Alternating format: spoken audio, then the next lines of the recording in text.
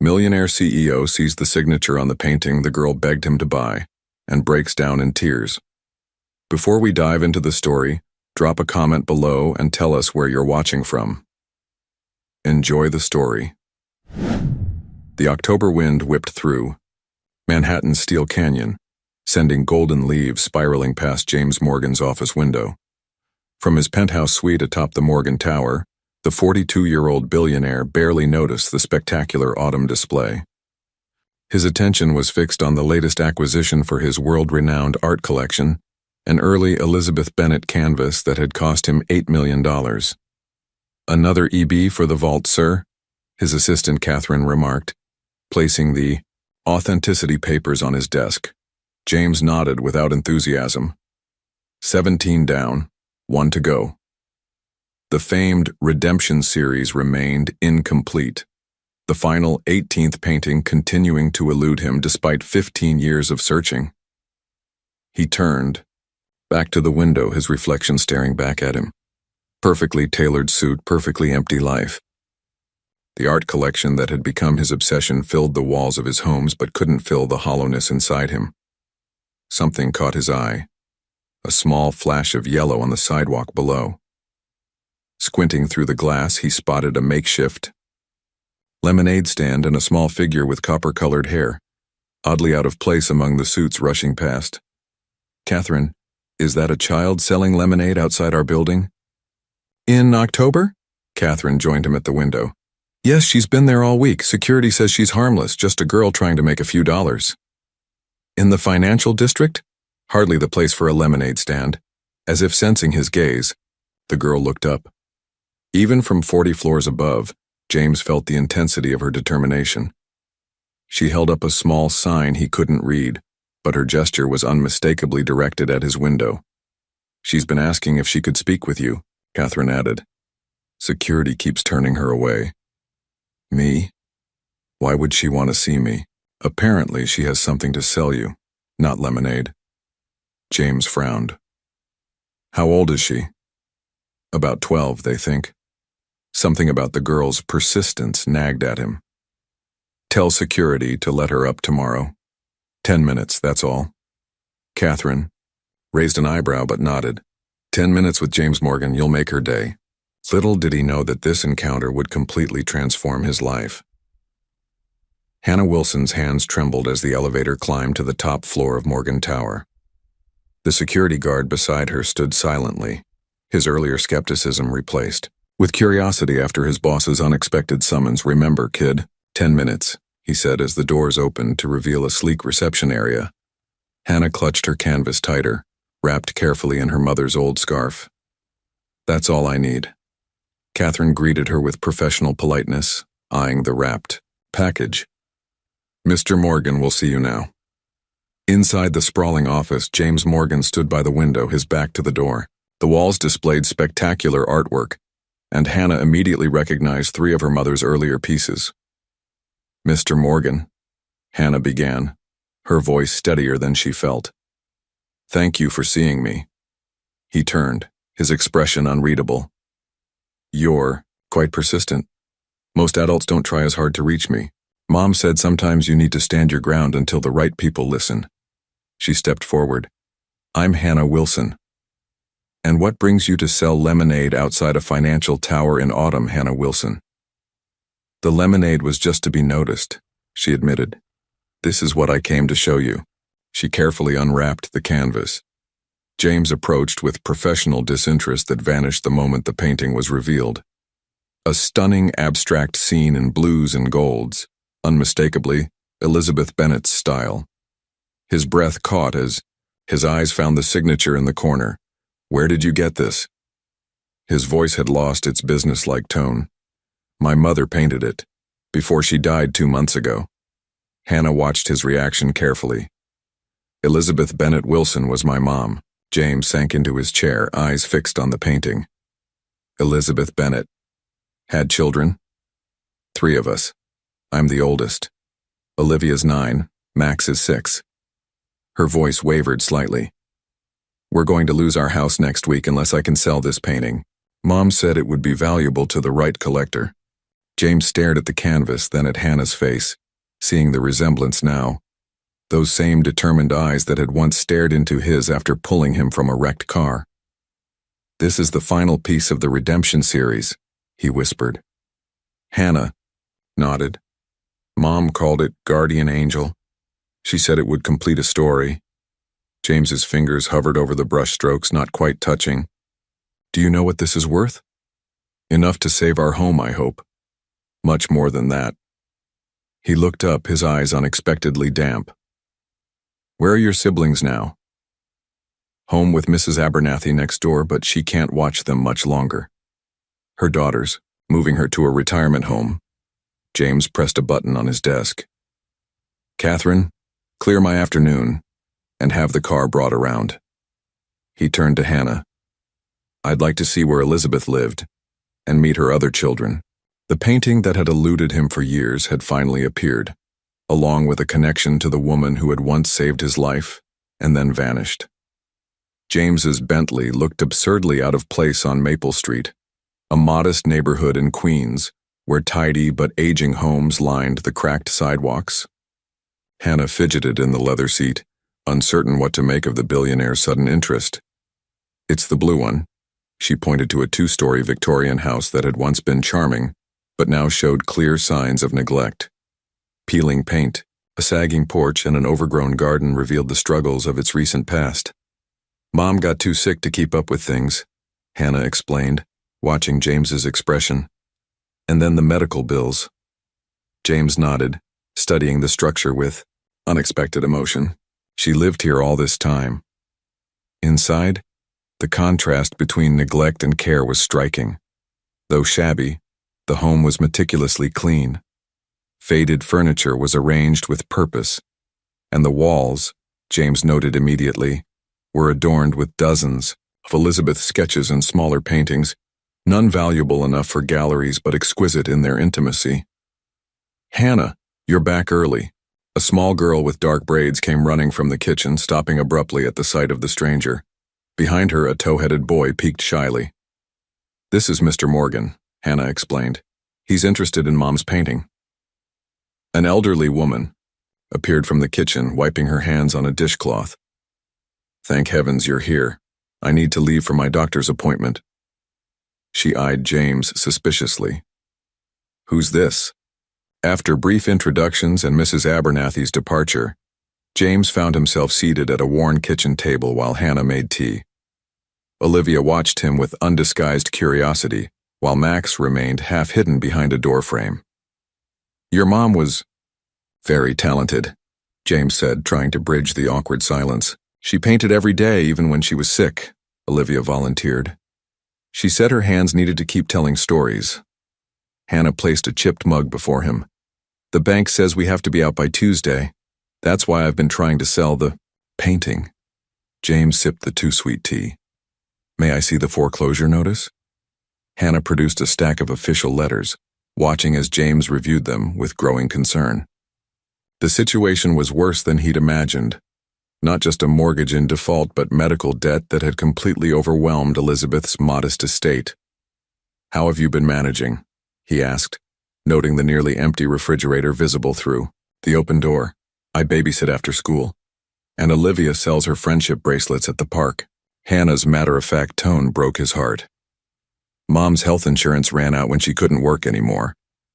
James pulled out his phone, stepping away to make a call. When he returned, his decision was made. "Hannah, I'm going to buy your mother's painting. It's the final piece I've been searching for to complete an important collection." He wrote a check with more zeros than Hannah had ever seen.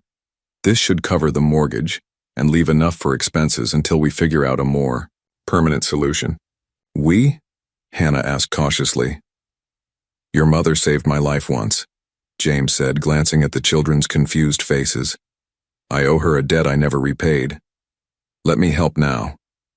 As he prepared to leave, James paused before a small sketch near the door, a rough drawing of a car crash and a woman pulling a young man to safety. In the corner, Elizabeth had written, "The day everything changed." He touched it gently. "I'll be back tomorrow. We have much to discuss." True to his word, James returned the next day, his Bentley now less conspicuous among the delivery trucks unloading groceries, household supplies, and furniture at the Wilson home. He watched from the sidewalk as workers carried in new mattresses and a refrigerator. "You didn't have to do all this," Hannah said, appearing beside him with a clipboard. She'd taken charge of directing the deliveries with surprising efficiency. "Actually, I did," James replied. "The house inspection revealed several safety issues. The electrical system was dangerously outdated. Inside, the transformation was already visible. The pantry stood fully stocked. New linens brightened the EU bedrooms, and a team of workers evaluated the roof damage and failing furnace." Through it all, Olivia followed James like a shadow, her initial wariness replaced by fascination. "Do you really own a whole building?" she asked, trailing him to the dining room where he'd set up a temporary workspace. "Several, actually." James smiled at her wide-eyed reaction. "Hannah says you collect Mom's paintings. Were you friends?" James hesitated. "We met once, very briefly. She helped me when I needed it most." "That sounds like Mom," Olivia said. "She always helped people." Max, still shy but growing bolder, appeared with a drawing. "I made this for you," he whispered, placing a crayon sketch of what James assumed was himself, a tall figure in a suit surrounded by colorful shapes. "Those are the paintings you collect," Max explained, pointing at the shapes. "Hannah told us." "It's excellent," James replied, genuinely touched. "You have your mother's talent." Later, after the workers had gone and the children were occupied with dinner, James examined Elizabeth's painting more thoroughly in the afternoon light streaming through the newly cleaned windows. The canvas depicted an abstract guardian angel watching over 3 small figures, with subtle elements that clearly connected it to the other 17 works in the Redemption series. But there was something else. Barely perceptible marks in the background that seemed intentional rather than decorative. Numbers, perhaps, or a coded message. She worked on that one for months, Hannah said, finding him lost in contemplation. Even when she could barely hold a brush. "It's masterful," James replied. "The final piece of a puzzle I've been assembling for 15 years. Hannah sat across from him, suddenly looking much older than 12. "You said my mother saved your life." "How?" James set the painting carefully aside. "It was 20 years ago. I just made my first million and was driving too fast on a rainy night, showing off my new sports car. I took a curve too quickly and crashed into a tree. The car caught fire." He rolled up his sleeve, revealing a burn scar. "I was trapped, losing consciousness. Then someone was pulling me out, dragging me to safety. It was Elizabeth. She was coming home from an art class, saw the crash and stopped. By the time the ambulance arrived, she was gone. But I saw her name on the police report. Started following her career. When her paintings began appearing in galleries, I bought them, one by one. The Redemption series especially. They spoke to me. But I never managed to find her personally to thank her." Hannah's eyes glistened. "She never told us that story. I became obsessed with completing her collections, especially after she stopped exhibiting new work. I never knew why she disappeared from the art world." "Cancer," Hannah said simply. "The first diagnosis came 5 years ago. She kept painting but stopped dealing with galleries. Said she didn't have energy for the business side anymore." James nodded slowly, pieces falling into place. "The last painting that appeared for sale was 3 years ago. That's when things got really bad. She needed expensive treatments, sold whatever paintings she still had directly to private buyers." James felt a wave of guilt. All those years, searching for her work, never knowing the artist herself was struggling, dying. "There's something else you should see," Hannah said, rising. She returned with a worn leather journal. "Mom's diary, she wrote about you." James accepted it with surprise. "About me?" "Not by name. She called you her angel investor. Someone who kept buying her work through different galleries, keeping her going." Hannah opened to a marked page. She knew it was the same person. She wrote that whoever collected the Redemption series understood something about her that no one else did. James read the passage, recognizing with astonishment that Elizabeth had been aware of him all along.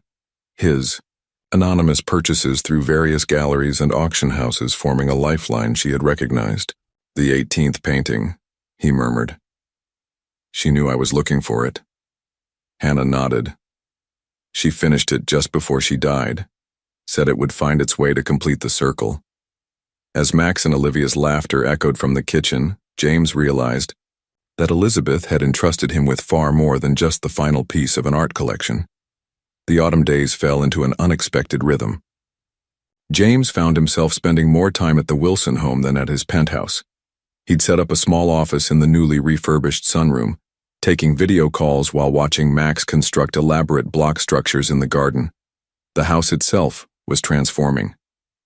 Contractors replaced the roof and aging plumbing. The electrical system was completely rewired and a security system installed. The painting that had brought him there remained carefully stored in a climate-controlled art carrier, waiting for proper authentication, though James needed no experts to confirm what his heart already knew. On this particular afternoon, James waited outside Westbrook Elementary School, feeling oddly nervous as parents glanced curiously at the billionaire sitting in his luxury car among their sedans and minivans. When the bell rang, Max burst through the doors, his face lighting up at the sight of James. "You came." He sprinted over, backpack bouncing. "I promised, didn't I?" James helped him with the seatbelt. "How was school?" "Ms. Peterson says I'm good at math," Max reported proudly. "And I told her about the painting that saved our house." James smiled at the child's simplification of their complex situation.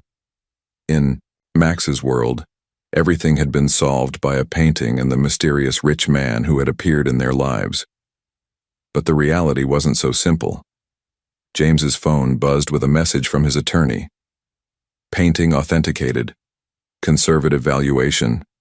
12.4 matters. Need to discuss children's situation urgently." At the house, Hannah was already home, helping Olivia with homework at the dining table. The normalcy of the scene struck James powerfully. How quickly he'd grown accustomed to these three children in his life. How empty his existence had seemed before them. "I made chicken casserole," Hannah announced, her culinary skills improving under Mrs. Abernathy's continued guidance. "There's plenty if you want to stay for dinner." "I'd like that," James replied, setting down his briefcase. "But first, can we talk after the children eat?" Hannah nodded, immediately alert to his serious tone. Later, after Olivia and Max were engrossed in a movie, James and Hannah sat in the kitchen. He placed a folder on the table between them. "The authentication is complete," he began. "Your mother's painting is indeed the final piece of the redemption series. Its value is not significant." Hannah's eyes widened at the figure on the appraisal form. "That's life-changing," James finished. "Which brings us to an important discussion. The money I gave you initially was just to stop the foreclosure. This," he tapped the appraisal, "represents your mother's estate, which legally belongs to all three of you. I've set up a trust fund that will secure your future education and needs. But there's a more immediate concern." He took a deep breath. "Hannah, who has legal guardianship of you and your siblings," the girl's expression fell. "No one, officially. Mom didn't have any family except us. Mrs. Abernathy has been helping, but she's moving soon. That's what my attorney discovered. Without a designated guardian, Child Protective Services will eventually become involved. You could be placed in foster care, possibly separated." Hannah's composure cracked for the first time since he'd met her. "They can't separate us. We're all we have left of Mom." James reached across the table, gently covering her trembling hand with his. "There's another option. It's unconventional, but—" He paused, surprised by how much the answer mattered to him. "I could apply for guardianship. All three of you would stay together here in your home." Hannah stared at him. "You? But why would you want that responsibility? You barely know us." James considered his answer carefully. "Your mother changed the course of my life 20 years ago. Her art has been my only real connection to something meaningful, and now meeting you three." He gestured around the kitchen, where children's artwork hung alongside grocery lists. "This feels more like home than anywhere I've lived in decades. But you're James Morgan. You run a financial empire. An empire that means nothing without people to care about. The truth of his words struck him as he spoke them. I have resources, security, and connections that can give you opportunities. But you three have given me something I didn't know I was missing. Hannah studied him with those penetrating eyes, so like her mother's. What happens to Mom's painting? It belongs to your family, James said. The trust will manage it along with your mother's other works. Museums will want to exhibit the complete series, which would increase its value further. He hesitated. I would never separate you from your mother's legacy. Hannah was quiet for a long moment. I need to think about it, and talk to Olivia, and Max. Of course, there's no rush to... A sharp knock interrupted them. James opened the door to find a woman in a crisp suit holding an official-looking folder. I'm Claire Donovan from Child Protective Services, she announced, peering past him into the house. We've received a report about 3 minors living without proper guardianship. Hannah appeared behind James, her face tight with fear. Who reported us? The woman consulted her papers. A Sarah Bennett filed the concern. James felt Hannah stiffen beside him. Sarah Bennett? She whispered. Mom's sister, Hannah explained, her voice hollow. The one who hasn't spoken to us in years. The caseworker looked between them. And you are, sir? James Morgan, he replied, straightening to his full height. Family friend and financial trustee for the Wilson children. Well, Mr. Morgan, I need to conduct an evaluation of the children's living situation, particularly since it appears their aunt is now expressing interest in their welfare. As Claire Donovan stepped inside, James exchanged a worried glance with Hannah. The security they had begun building suddenly felt fragile. Claire Donovan spent 2 hours inspecting the Wilson home, making notes on her tablet and interviewing each child separately. James paced in the garden, making urgent calls to his attorney while trying to appear calm whenever the children looked his way. When Claire finally concluded her assessment, her expression had softened considerably. The home is certainly adequate, she admitted, reviewing her notes. Excellent, actually, and the children appear well cared for. They are, James assured her. I've made sure of it. Yes, but you have no legal standing, Mr. Morgan. And now that a relative has come forward. A relative who hasn't bothered to check on them in years, James interrupted. Who didn't even attend Elizabeth's funeral. Claire's professional mask slipped briefly. Unfortunately, blood relations typically receive preference in these situations, regardless of prior involvement. She tucked her tablet away. Ms. Bennett has requested a meeting with the children. She'll be flying in tomorrow. After she left, James found Hannah sitting on the porch swing, her mother's diary clutched to her chest. Aunt Sarah doesn't care about us, she said flatly. She and Mom fought all the time. She called Mom's art a waste of potential. James sat beside her. People can change. Not Aunt Sarah. She works for some big pharmaceutical company in California. The only reason she's interested now is because she found out about the painting. Hannah opened the diary. Look what Mom wrote about her last visit. James read the painful entry describing Sarah's criticism of Elizabeth's lifestyle and parenting choices. The final line was devastating. Sarah says I'm teaching my children to be dreamers instead of achievers. As if those things must be separate. We need to be prepared for tomorrow, James said gently. My legal team is working on guardianship, papers, but these things take time. Hannah looked up at him, vulnerability breaking through her usual composure. If she takes us away, will you still find us? Hannah, James said firmly, I will never lose track of you three. That's a promise. Inside, they found Olivia teaching Max how to fold paper cranes, the coffee table covered with colorful origami. Mom said if you fold 1,000, you get a wish, she explained when James asked about their project. What would you wish for? He asked. Olivia exchanged a glance with Max before answering. For everything to stay like it is now, with you here. That evening, after tucking the younger children into bed, James discovered Hannah in Elizabeth's old studio, meticulously arranging her mother's sketches. Mom organized everything chronologically, she explained. Each sketch relates to one of her major paintings. James helped her sort through the papers, marveling at Elizabeth's creative process. When they reached sketches related to the Redemption series, he noticed something curious: recurring symbols hidden in the backgrounds. These look like some kind of code, he observed, laying several sketches side by side. Hannah nodded eagerly. Mom loved puzzles and hidden messages, she said. Art should reveal itself in layers, like getting to know a person.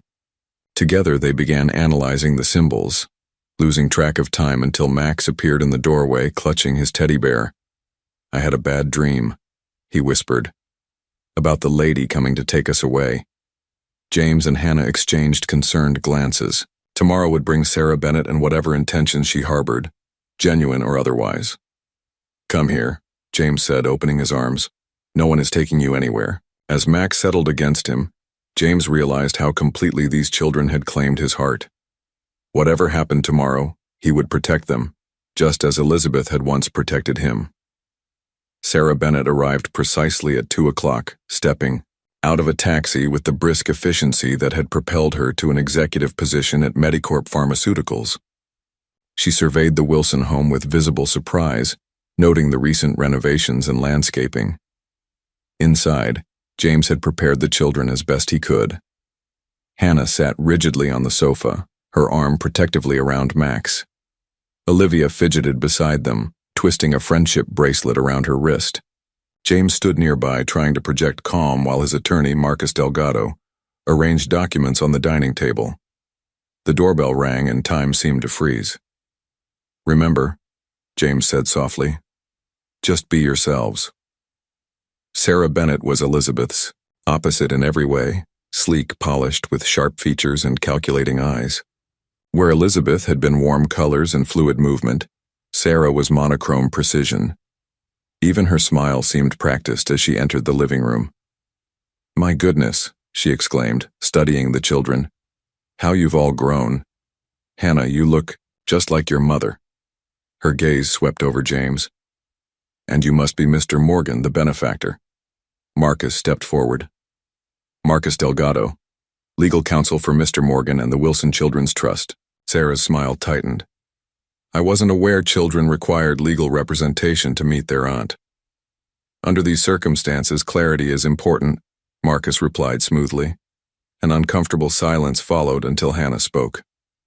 Why are you here, Aunt Sarah? You didn't come when Mom was sick. Sarah's composure faltered slightly. I wasn't informed of the severity of her condition. Work has kept me in California, and your mother and I weren't in regular contact. You argued with her, Olivia interjected. You made her cry. Sarah sighed. Family relationships are complicated, Olivia. Adults can disagree and still care about each other. She glanced at the children's wary faces. I'm here because you're my family. When I learned about your situation. You mean when you learned? About Mom's painting, Hannah interrupted. I see Elizabeth taught you her directness, Sarah replied with a thin smile. Yes, I heard about the painting, which led me to discover her passing and your guardianship status. As your closest blood relative, I felt responsible. James stepped forward. The children have been through significant upheaval. They're just beginning to find stability. In your care? Sarah raised an eyebrow.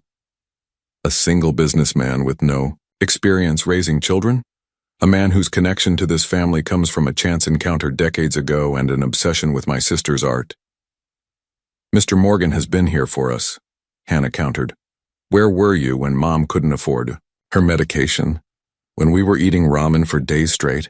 Pain flickered across Sarah's face, quickly replaced by determination. I can't change the past, but I can ensure your future. I've already spoken with Child Protective Services. As your aunt, I have priority for guardianship. Marcus cleared his throat. Not necessarily. The court considers multiple factors, including the children's established bonds, emotional well-being, and, most importantly, Elizabeth's documented wishes.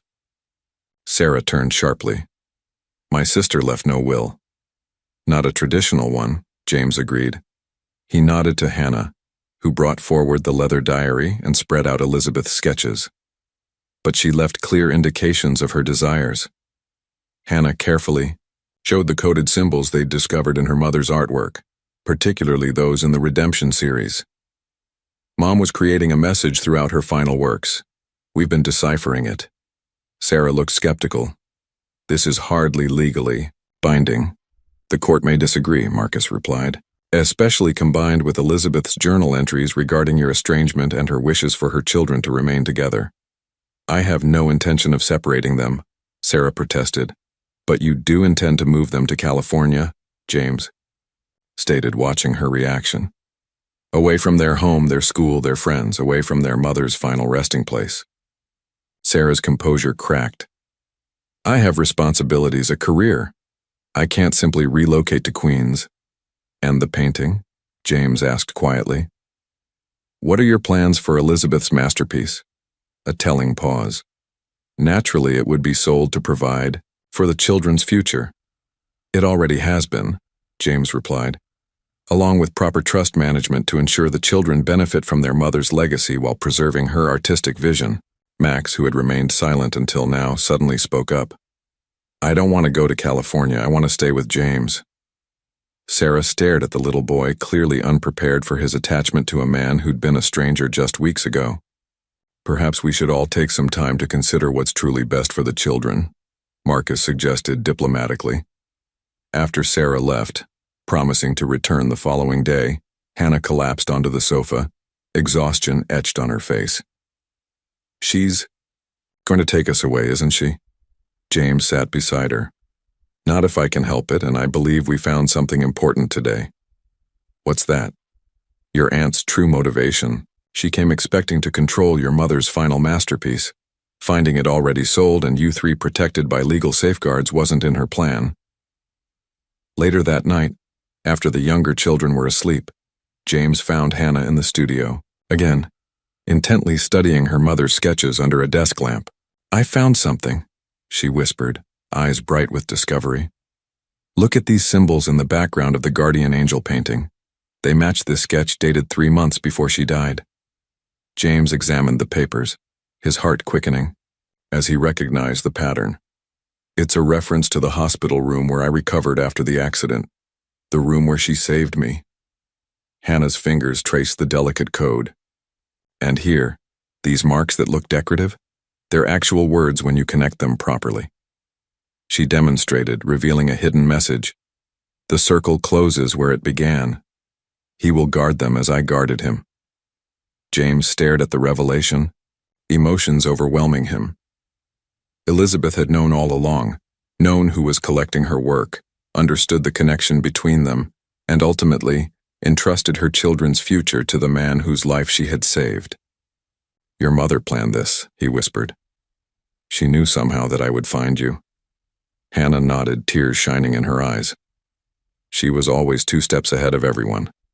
The scattered pieces were coming together, forming a picture of Elizabeth's final, most important work of art, creating a path for her children's protection after she was gone. Dawn found James and Hannah bleary-eyed but triumphant. They had spent much of the night piecing together Elizabeth's hidden messages scattered throughout her art. The dining room table was covered with sketches, journal entries, and photographs of paintings from James's collection. It's incredible, Marcus said, reviewing their findings over an early morning coffee. Elizabeth essentially created a visual will encoded in her art. Hannah nodded, pouring cereal for Max, who was watching cartoons. Mom always said art speaks when words fail. Will it be enough for court? James asked, rubbing his tired eyes.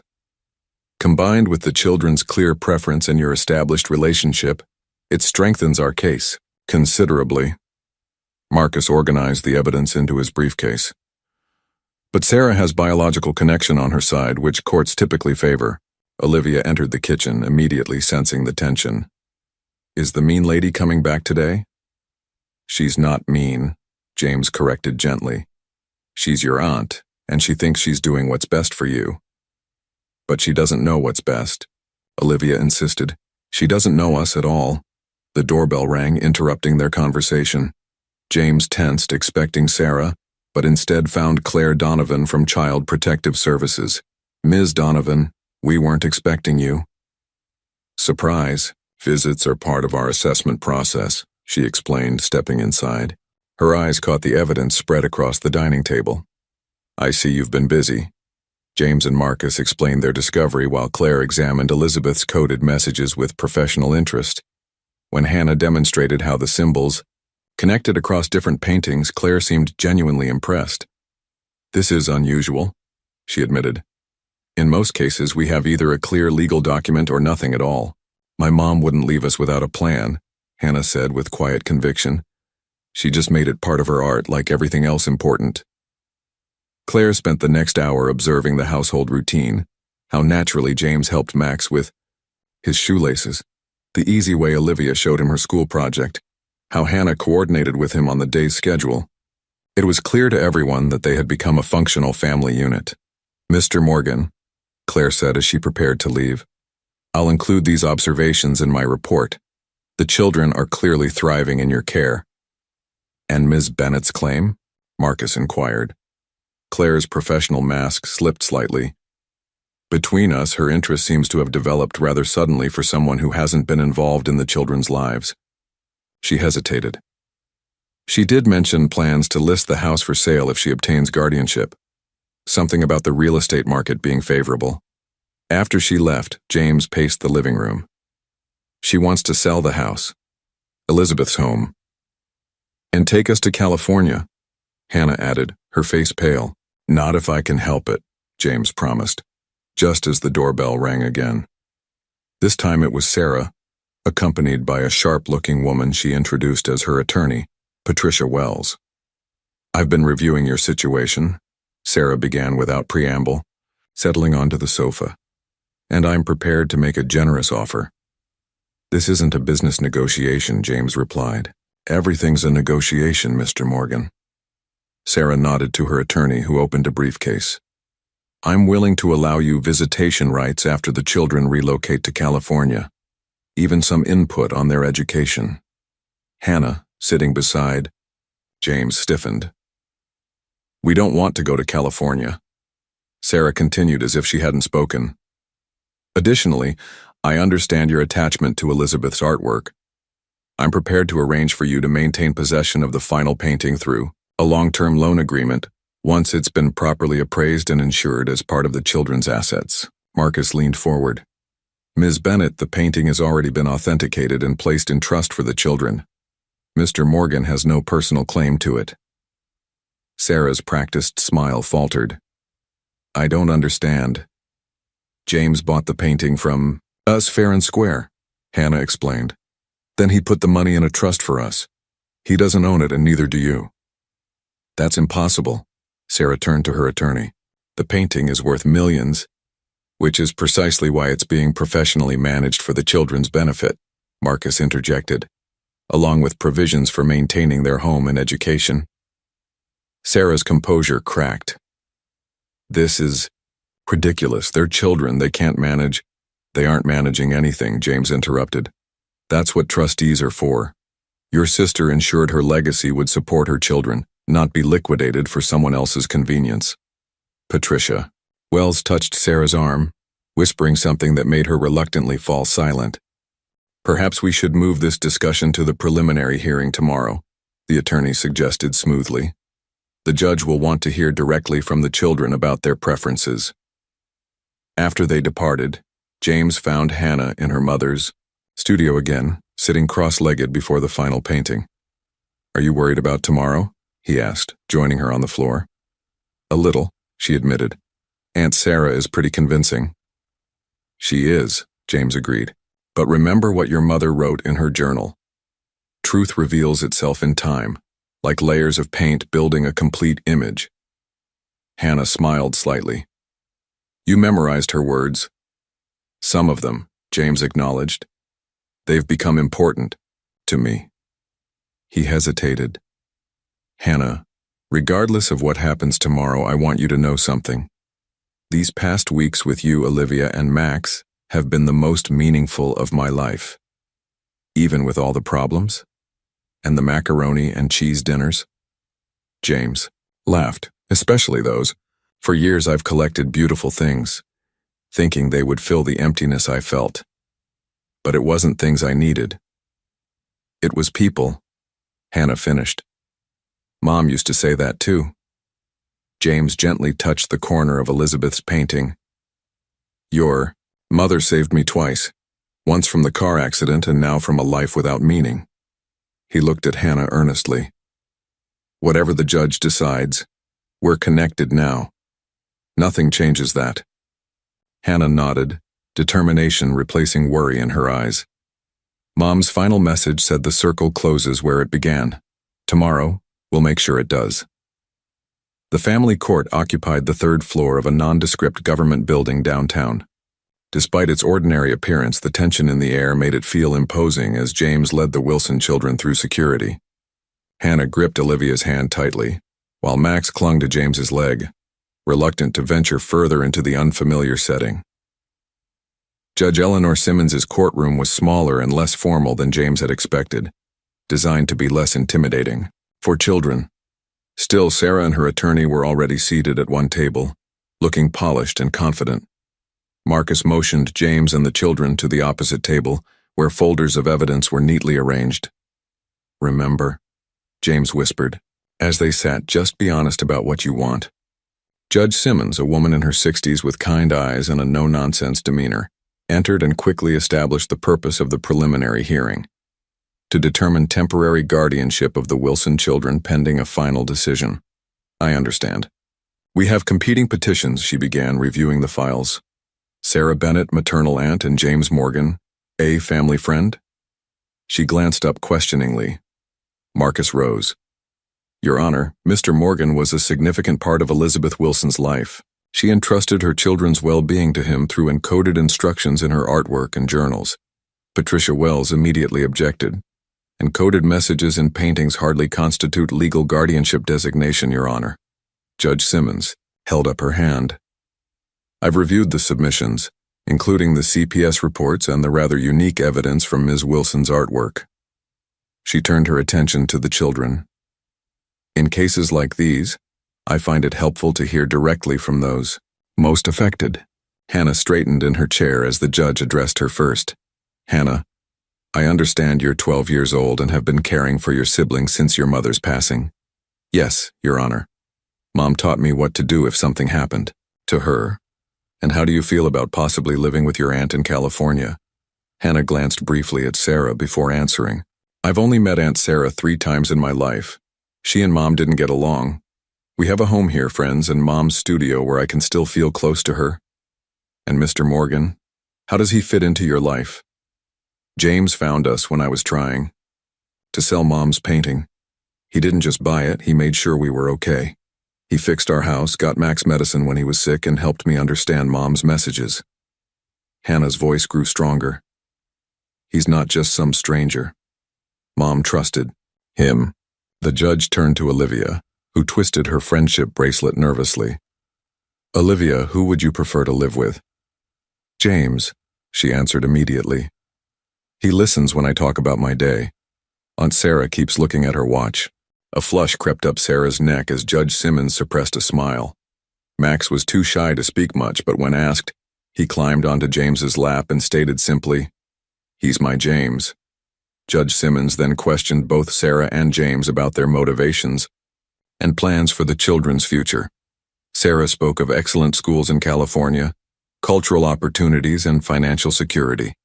James emphasized stability, community connections, and honoring Elizabeth's legacy by keeping the children in the home she had created for them. Your Honor, Sarah said finally, while Mr. Morgan's assistance has been commendable, blood relations should take precedence. I'm their only family. That's not true, Hannah interrupted, tears in her eyes. We're each other's family, and James is part of that now. Mom knew that would happen. That's why she made sure he'd find us. The judge considered this, studying the emotional connections evident before her.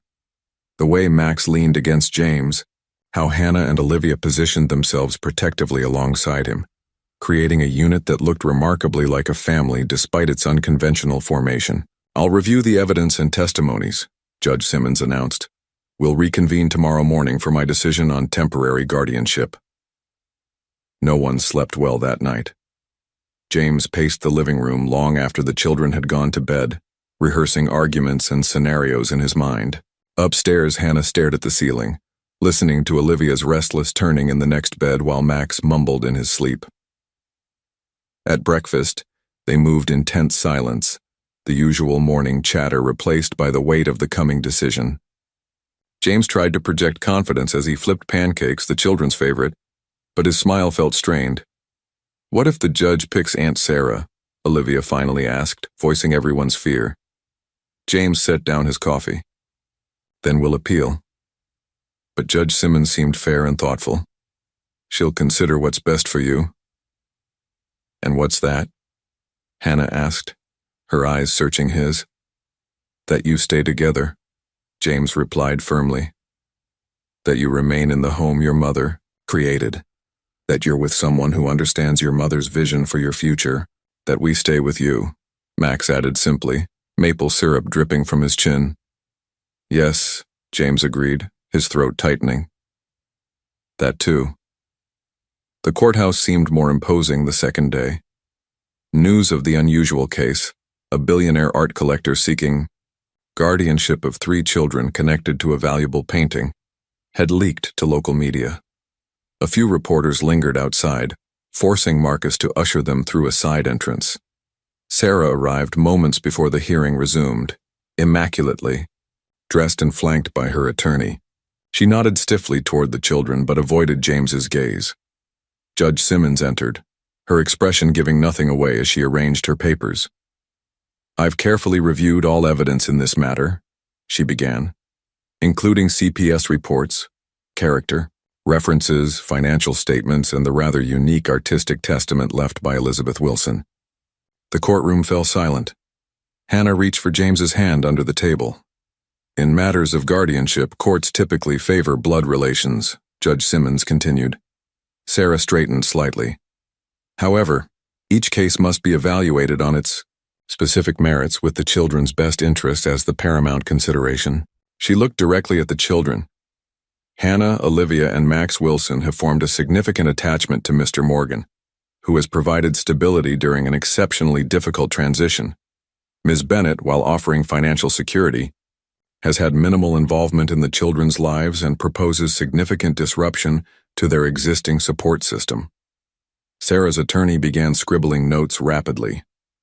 "Furthermore," the judge continued, "the evidence suggesting Elizabeth Wilson's intentions, while unconventional, is compelling.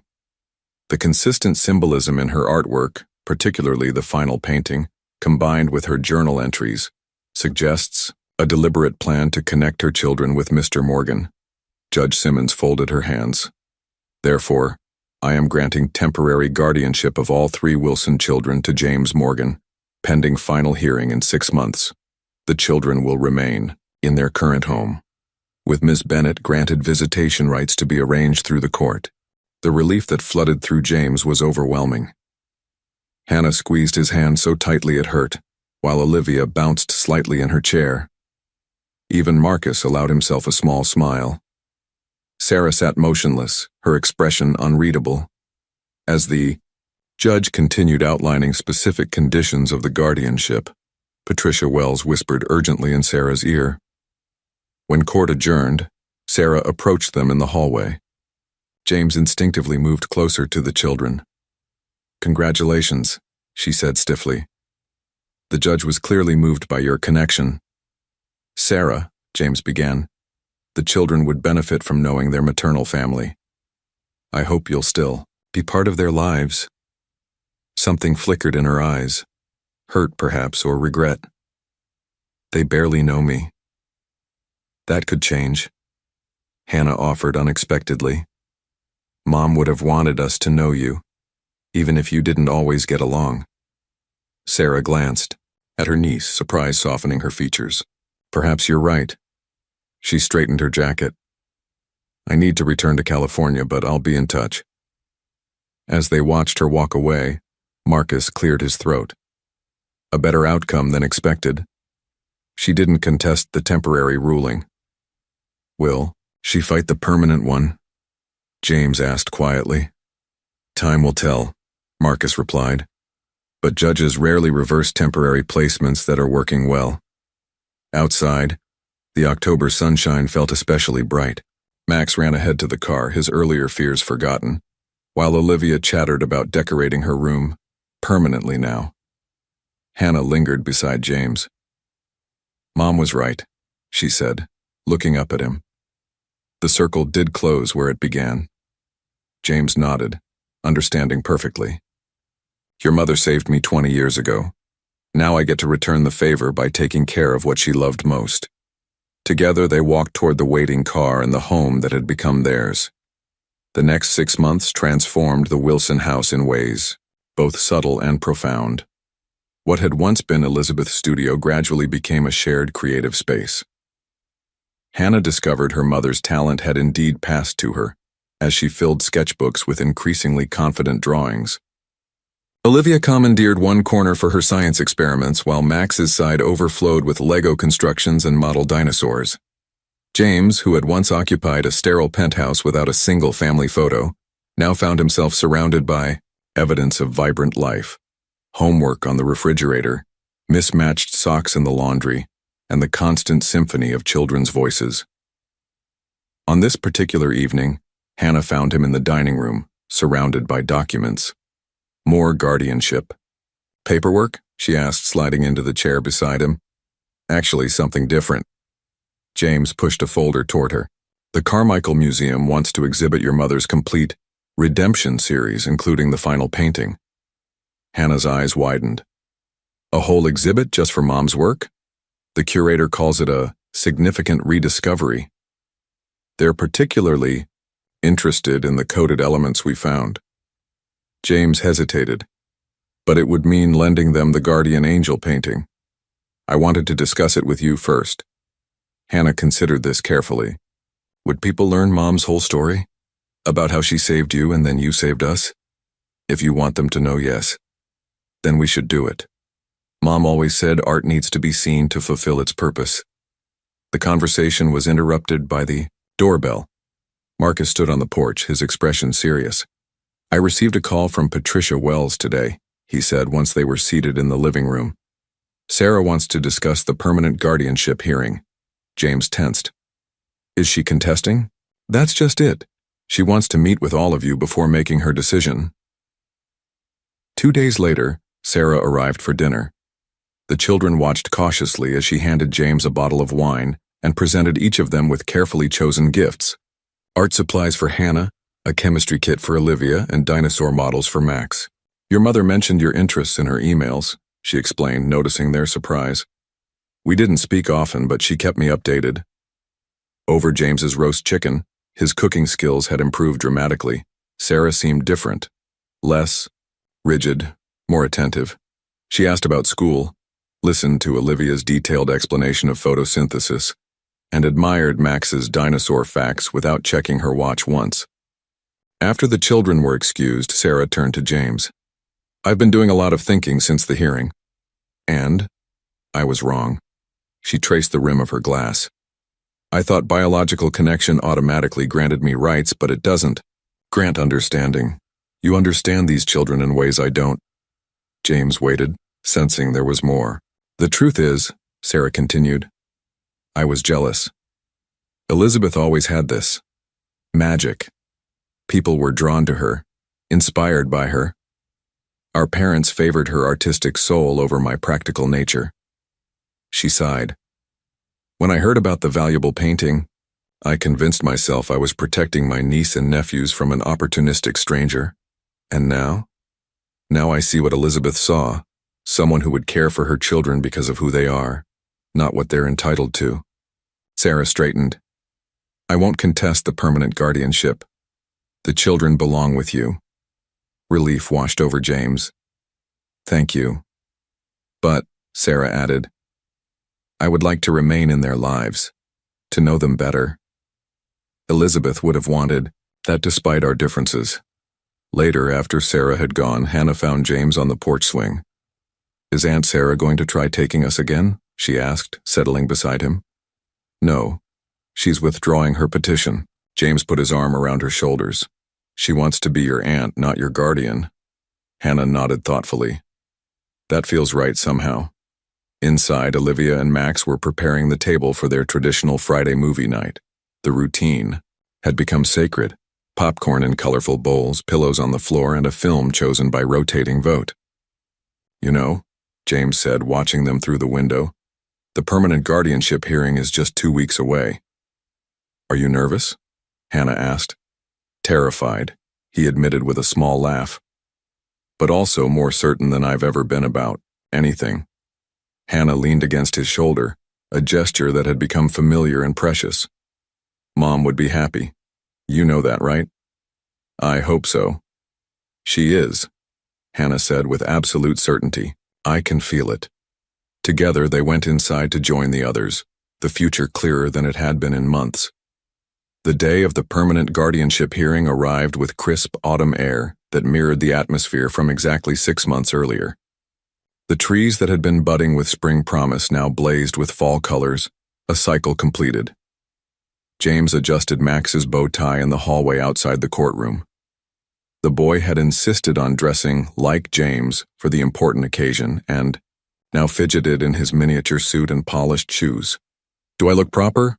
Max asked seriously. Extremely proper, James assured him, suppressing a smile. Hannah and Olivia waited nearby in carefully chosen dresses, Hannah's hair braided elaborately by Sarah the previous evening. Their aunt had become a regular presence in their lives, weekend, visits, video calls, even attending Olivia's school science fair. The transformation in their relationship had been gradual, but genuine. Everyone ready? Marcus approached, carrying his briefcase. Judge Simmons is known for punctuality. Inside the courtroom, James was surprised to see several unfamiliar faces. In addition to Sarah and her attorney, the back row held Mrs. Abernathy, Claire Donovan from CPS, and even Catherine, James's longtime assistant. Quite the support team, Marcus remarked. That's favorable. Judge Simmons entered, acknowledging the familiar faces with a slight nod before beginning proceedings. We're here to determine permanent guardianship for Hannah, Olivia, and Max Wilson, she stated. I've reviewed the reports from the temporary placement period, which appear overwhelmingly positive. She glanced at her notes. Miss Bennett, I understand you've withdrawn your petition for guardianship? Sarah stood. Yes, Your Honor. After careful consideration, I believe Mr. Morgan is best suited to raise my sister's children. I fully support his petition for permanent guardianship. The judge raised her eyebrows, clearly surprised by this unambiguous endorsement. That's a significant change from your previous position. I've had the opportunity to observe Mr. Morgan with my nieces and nephew, Sarah explained. His commitment to their well-being is extraordinary. More importantly, the children are thriving in his care while maintaining their connection to their mother's memory and home. Judge Simmons turned to Claire Donovan, who confirmed that all follow-up assessments had been exemplary. The children have shown remarkable emotional stability considering their loss. Their academic performance has improved, and they've maintained healthy friendships and community involvement. One by one, other witnesses offered their perspectives. Mrs. Abernathy describing the transformation of the household, Catherine detailing how James had restructured his entire business model to prioritize family time, even Hannah's art teacher, speaking to her blossoming talent nurtured by James's encouragement. Finally, Judge Simmons addressed the children directly. Hannah, Olivia, and Max, your opinions matter greatly in this decision. How do you feel about Mr. Morgan becoming your permanent guardian? Hannah spoke first, her voice steady. James found us when we needed someone most. He didn't just give us a home. He helped us keep Mom's memory alive. He learns every day how to be what we need. Olivia nodded enthusiastically. He comes to all my science competitions, even though he says some of the experiments make him nervous. Max, not to be outdone, declared. He reads 3 stories at bedtime, not just one. And he does all the voices right. Laughter softened the formality of the courtroom, and even Judge Simmons smiled. Mr. Morgan, she said finally, when you first appeared in my courtroom, I had serious reservations about your petition. It's unusual for someone with no prior connection to seek guardianship of 3 children. James nodded, his heart racing. However, she continued, the evidence of the genuine bonds you formed is undeniable. More importantly, you've maintained stability in these children's lives during an extraordinarily difficult transition. She signed the document before her. I hereby grant permanent legal guardianship of Hannah, Olivia, and Max Wilson to James Morgan. The formality of the courtroom couldn't contain Max's whoop of joy or Olivia's spontaneous applause. Hannah simply reached for James's hand, squeezing it tightly as tears slipped down her cheeks. Family isn't always created by blood, Judge Simmons concluded. Sometimes it's formed through circumstance, choice, and love. Clearly, that's what's happened here. Outside the courtroom, surrounded by well-wishers, James caught Sarah's eye over the children's heads. She nodded once, a gesture of respect and perhaps even gratitude. They had both found their proper places in these children's lives, different roles but each important in its own way. That evening, the house on Maple Street glowed with celebration. Friends filled the renovated rooms and the dining table overflowed with food. In the center stood a cake decorated with sunflowers, Elizabeth's favorite and the symbol that had connected them all. As James watched Hannah showing her latest sketches to her art teacher, Olivia explaining a science project to fascinated adults, and Max charming everyone with dinosaur facts, he felt a peculiar sense of completion. What had begun with a small girl selling lemonade had become the most important journey of his life. The final piece of the puzzle had fallen into place, creating a picture more beautiful than any he could have imagined. 1 year later, the Carmichael Museum of Modern Art buzzed with anticipation. The grand opening of Redemption, the Elizabeth Bennet Wilson collection, had drawn art critics, collectors, and media from across the country. In a private room adjacent to the main gallery, James adjusted his tie while Hannah fussed with Max's collar. Remember, James reminded the children, tonight is about celebrating your mother's work. If the attention gets overwhelming, just signal me, and we'll take a break. Hannah nodded, elegant beyond her 13 years in a deep blue dress that matched her mother's favorite painting color. Olivia twirled in her own dress, while Max practiced his museum manners with exaggerated care. Sarah joined them, having flown in specifically for the opening. Elizabeth would be so proud, she said, surveying her nieces and nephew. Not just of her exhibition, but of who you're becoming. The transformation in Sarah over the past year had been remarkable. Monthly visits had evolved into genuine affection. She'd become the fun aunt who brought exotic souvenirs from business trips and maintained a separate room in her California home for their summer visits. It's time, announced the museum director, Catherine Wilson, no relation, ushering them toward the entrance.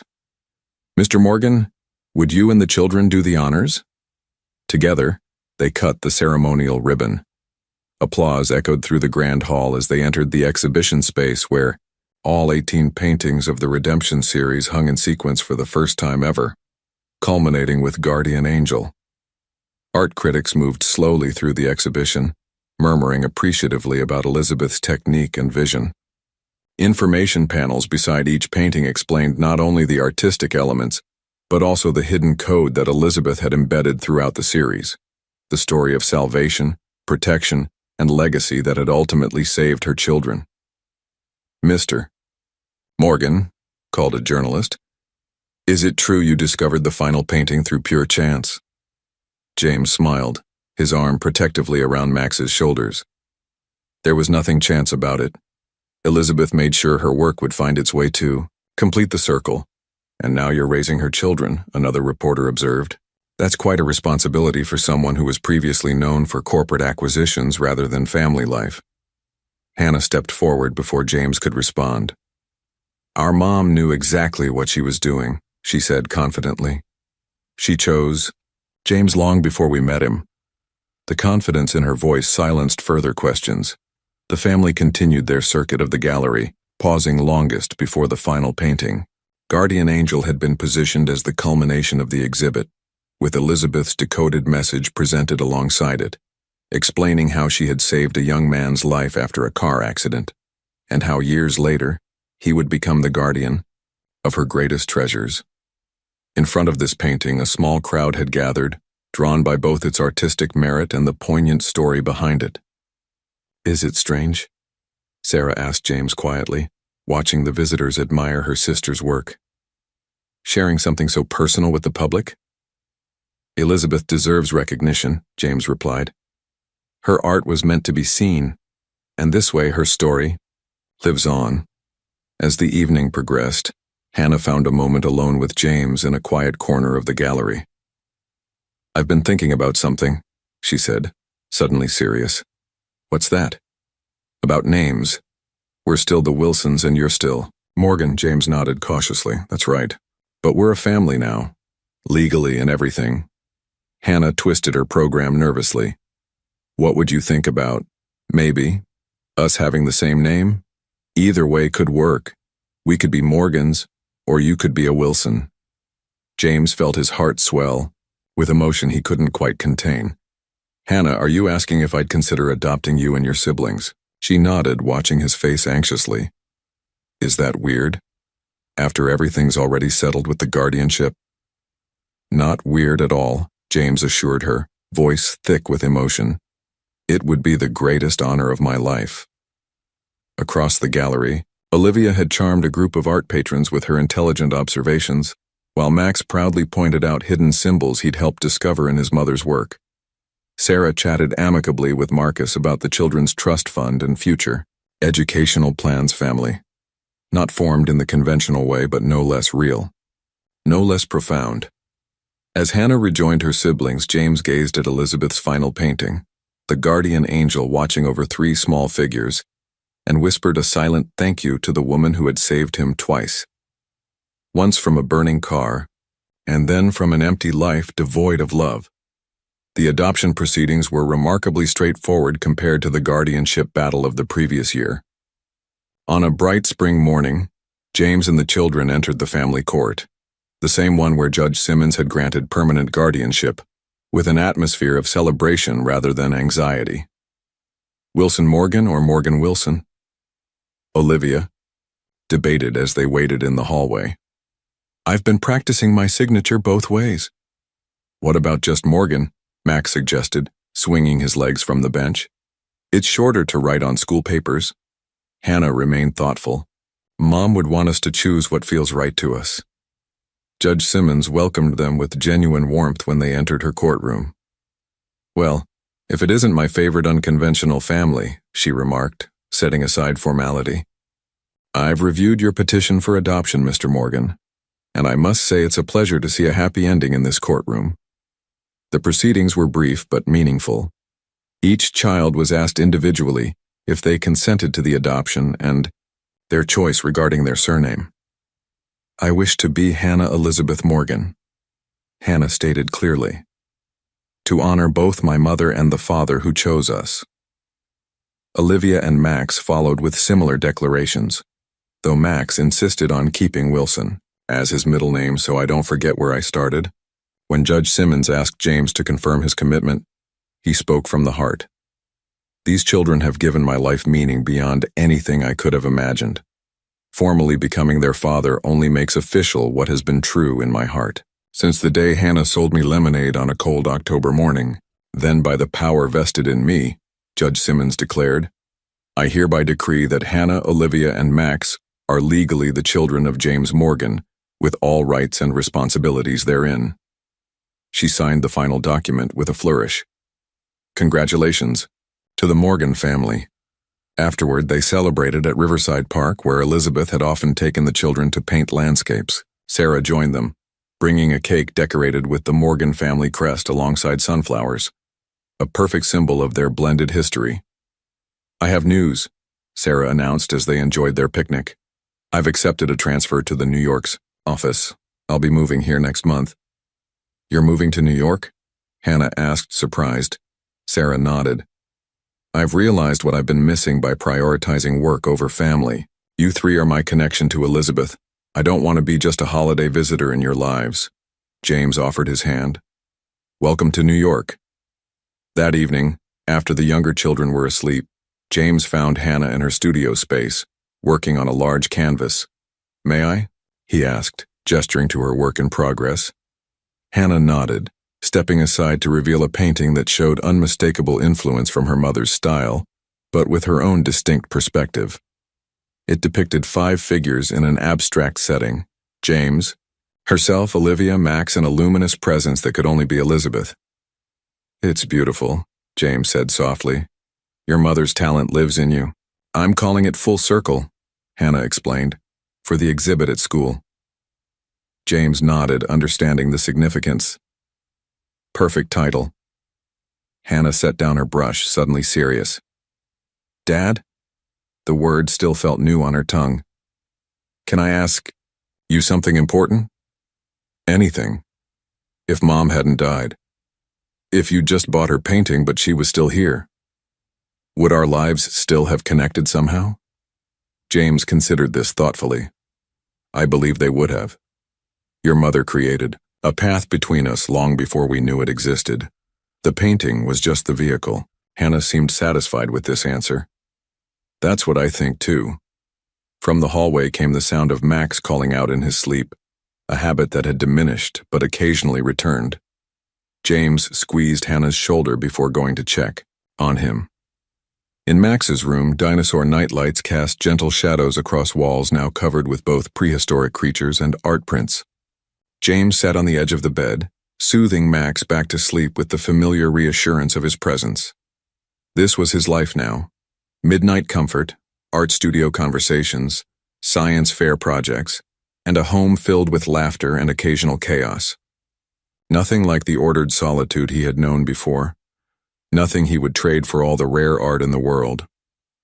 Outside the window, stars glittered above the neighborhood where a talented artist had once raised her children alone, somehow knowing that one day the circle would close, that the man whose life she saved would return to save what she loved most.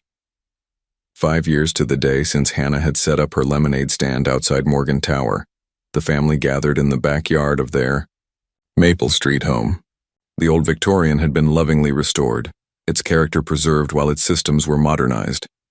Elizabeth's studio remained largely untouched, though now it served as a shared creative space for all 3 children. James surveyed the scene with quiet contentment. Hannah, now 17 and already receiving college art scholarship offers, was setting up an easel near the flowering cherry tree. Olivia, 14 and scientifically brilliant, was explaining some complex theory to Sarah, who nodded with genuine interest. 10-year-old Max, still dinosaur-obsessed, but now also a budding photographer, was capturing candid shots of the gathering. "Hard to believe it's been 5 years, Marcus remarked, joining James by the grill. Now more friend than attorney, he had remained close to the family through their journey. "Sometimes it feels like yesterday," James replied. "Other times I can barely remember my life before them." The occasion was special, the unveiling of Hannah's latest work, commissioned by the Carmichael Museum as a companion piece to her mother's Redemption series. She had worked on it secretly for months, allowing no one to see it before completion. As twilight approached, guests gathered around the covered canvas. Hannah stood before them, confident yet humble. "Mom believed art tells. The stories we can't put into words," she began. 5 years ago, her final painting connected our lives in ways none of us could have imagined. She glanced at James, who gave her an encouraging nod. "This painting is called The Guardian's Circle," Hannah continued, unveiling the canvas. Gasps of appreciation rose from the gathering. The painting depicted a scene instantly recognizable yet transformed through Hannah's unique vision. A young girl at a lemonade stand, a tall figure approaching through swirling autumn leaves, and above them, a luminous presence, Elizabeth, guiding their meeting. Most striking was the background, the Morgan Tower skyscraper reflected in its windows, not its own steely facade, but the warm interior of the Wilson family home. Sarah wiped tears from her eyes. "Elizabeth would be so proud," she whispered. "She is," Max said with absolute certainty. "Mom's always watching." James studied the painting, overwhelmed by its emotional power and technical skill. Hannah had inherited her mother's gift for embedding meaning in each brushstroke. Like the guardian angel painting that had brought them together, this one told their story, past, present, and future, interconnected. As night fell, the family gathered on the porch swing, James with Max beside him, Hannah and Olivia leaning against the railing. Above them, stars emerged in the deepening blue. "Dad?" Max asked. "Do you think some things are meant to happen no matter what?" James considered the extraordinary chain of events that had brought them together. A car accident 25 years ago, a painting with a hidden message, a determined girl with a lemonade stand. "Yes," he said finally. "Some circles are meant to be completed." Hannah smiled, her expression so like her mother's that James's heart tightened with love and gratitude. The last painting had found its way home, and so had they all.